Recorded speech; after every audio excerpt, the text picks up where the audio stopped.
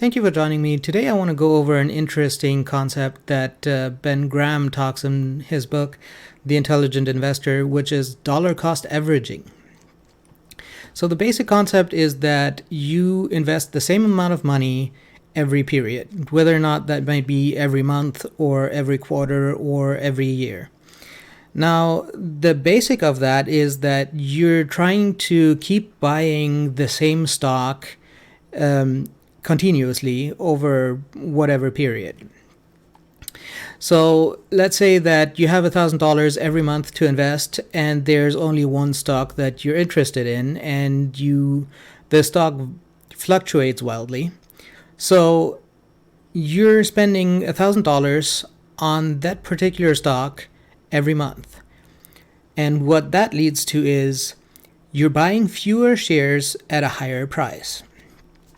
So let's say the stock fluctuates between $200 and $250 per share, which means that when the stock price is at $250, you only buy 4 shares that month. And when the stock is at $200, you buy 5 shares that month. So that means that you're buying far more shares at the lower price than if you would buy 4 shares regardless of wherever the stock price is. Now, another interesting concept comes into play when you're buying more than one stock. And in that case, you can look at how the stock is doing in relation to the other stocks you're buying, and you're constantly buying the one that's cheapest. So let's say you're interested in car companies and you want to buy Ford and GM. So obviously, if the car market as a whole goes up or down, then the two will stay pretty much the same.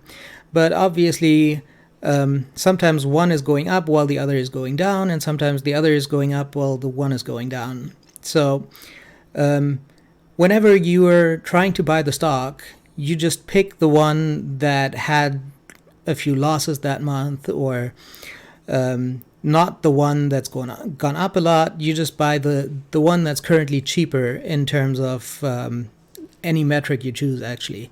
I would take a PE, for example, could be dividend yield, could be anything really. But obviously, you have a reasonable idea of what the stock price should be for all the stocks that you're interested in buying. And if one of them is severely undervalued, you obviously buy that one. And if one of them is severely overvalued, you obviously don't buy that one. And that will get your average cost basis for all the stocks that you're buying to a fairly low point to which you're making the most profit. If you like this video, make sure to subscribe. I'm coming out with more videos every day before market open. I hope you have a successful day.